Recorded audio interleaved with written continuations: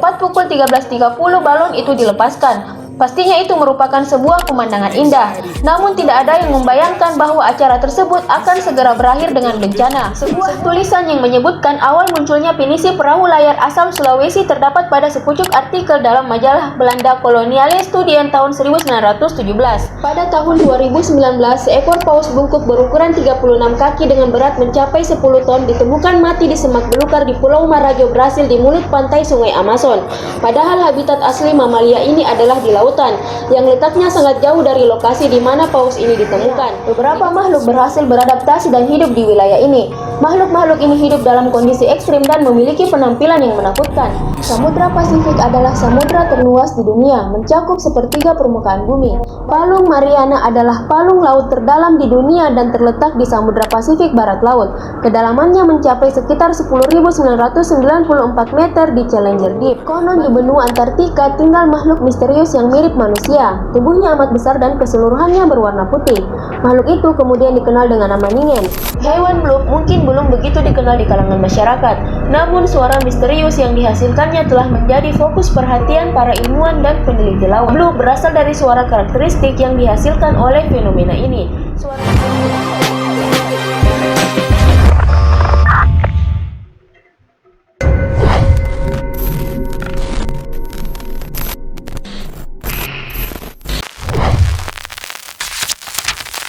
Pada tahun 1986, United Way of Cleveland di Ohio memutuskan untuk menyelenggarakan acara penggalangan dana yang dimaksudkan untuk memecahkan rekor dunia dengan jumlah balon terbanyak 1,5 juta balon yang dilepaskan secara bersamaan ke langit. Berlangsung pada tanggal 26 September 1986 dengan lebih dari 1.500 relawan. Mereka datang membantu mengisi balon dengan helium. Tepat pukul 13.30 balon itu dilepaskan. Pastinya itu merupakan sebuah pemandangan indah.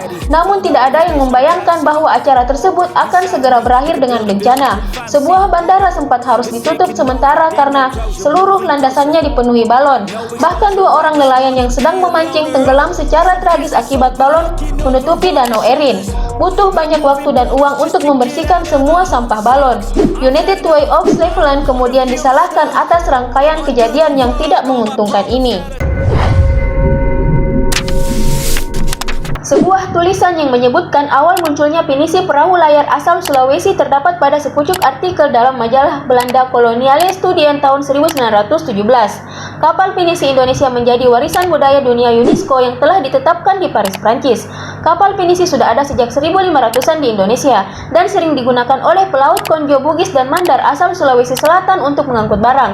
Kalau dulunya kapal ini digunakan untuk perdagangan, saat ini banyak kapal pinisi yang digunakan sebagai daya tarik wisata. Kapal pinisi memiliki ciri khas dilihat dari penggunaan 7-8 layar, serta 2 tiang utama pada bagian depan dan belakang kapal. Selain itu, kapal ini juga biasanya terbuat dari 4 jenis kayu, yaitu kayu besi, kayu biti, kayu kandoli ataupun naga, dan kayu jati.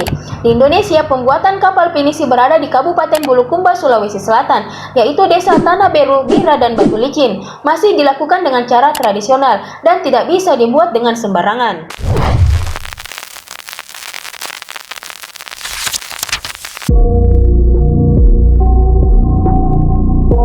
Pada tahun 2019, seekor paus bungkuk berukuran 36 kaki dengan berat mencapai 10 ton ditemukan mati di semak belukar di Pulau Marajo, Brasil di mulut pantai Sungai Amazon.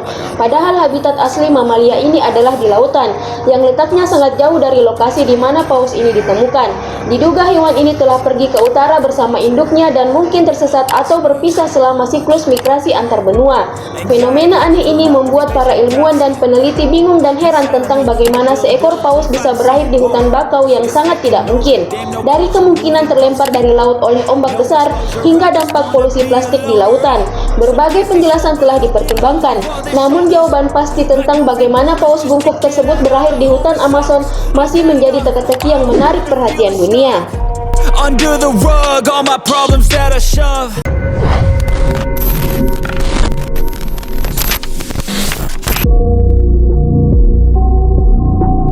Palung Mariana terletak di Samudra Pasifik dan mencapai kedalaman lebih dari 10.900 meter. Tekanan di sana sangat besar, menciptakan lingkungan yang sangat sulit untuk kehidupan. Terletak di dasar Laut Palung Mariana, yang merupakan titik terdalam di dunia. Beberapa makhluk berhasil beradaptasi dan hidup di wilayah ini.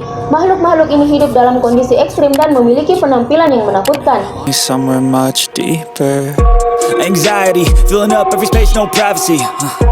And silently, it could build and build until you finally see. Whoa, it's taking over, damn no closure, moving closer. No exposure, I just wanna be a loner. Some can't stay sober. Meskipun mengerikan, makhluk-makhluk di Palung Mariana adalah contoh keajaiban adaptasi alam. Kehidupan di dalam palung ini mengajarkan kita tentang daya tahan dan keunikan alam bawah laut yang masih menyimpan banyak misteri.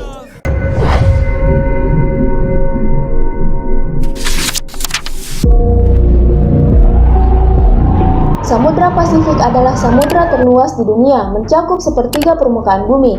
Badan Administrasi Kelautan dan Atmosfer Nasional Amerika Serikat menyatakan bahwa Samudra Pasifik mencakup 49,4% dari semua air yang ada di samudra bumi.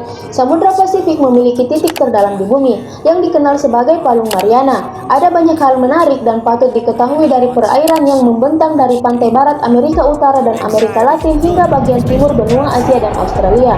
Pada tahun 1520, penjelajah asal Portugis Ferdinand Magellan memasuki samudra luas di sebelah barat Amerika.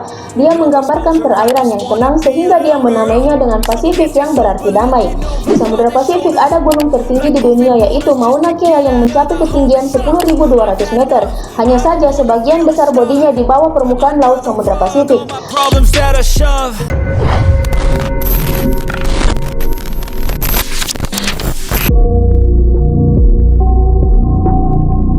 Palung Mariana adalah palung laut terdalam di dunia dan terletak di Samudra Pasifik Barat Laut. Kedalamannya mencapai sekitar 10.994 meter di Challenger Deep, bagian terdalam dari palung ini.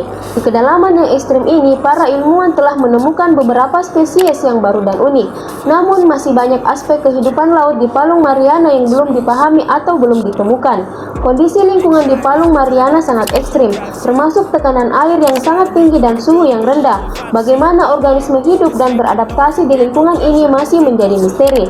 Penelitian dan eksplorasi di Palung Mariana terus berlanjut, dan setiap penemuan baru membuka jendela baru bagi pemahaman kita tentang kehidupan di kedalaman laut dan proses geologis yang terjadi di palung ini.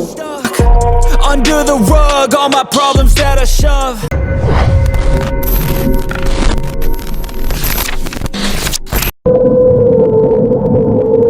Konon di benua Antartika tinggal makhluk misterius yang mirip manusia. Tubuhnya amat besar dan keseluruhannya berwarna putih. Makhluk itu kemudian dikenal dengan nama Ningen. Dalam bahasa Jepang, Ningen memiliki arti manusia.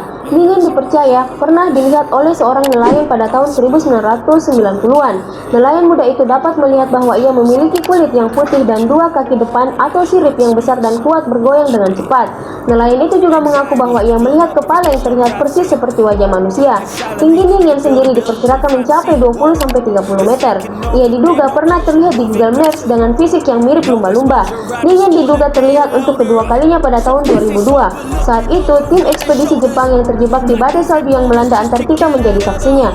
Hingga kini keberadaan Ningen masih menjadi misteri. Belum ada foto maupun video yang dapat secara jelas memperlihatkan bentuknya. Hewan blue mungkin belum begitu dikenal di kalangan masyarakat, namun suara misterius yang dihasilkannya telah menjadi fokus perhatian para ilmuwan dan peneliti laut. Fenomena ini memberikan teka-teki baru dalam dunia kelautan yang penuh misteri. Nama blue berasal dari suara karakteristik yang dihasilkan oleh fenomena ini. Suara ini pertama kali terdeteksi oleh hidrofon, perangkat pendengar bawah air pada tahun 1997. Suara tersebut memiliki ciri khas yang unik mirip dengan bunyi ledakan atau blue, sehingga ilmuwan memberi nama fenomena ini sesuai dengan suaranya. Suara blue pertama kali terdeteksi di Samudra Pasifik, sekitar 1.500 mil timur laut pesisir Chili. Lokasi ini membuat peneliti semakin penasaran, karena merupakan salah satu daerah paling dalam di samudra.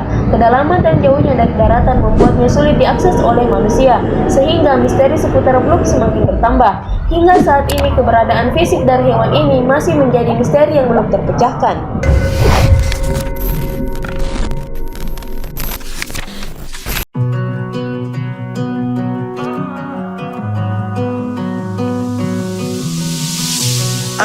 what you're thinking, and I'm thinking it too. Maybe we should both just let it go.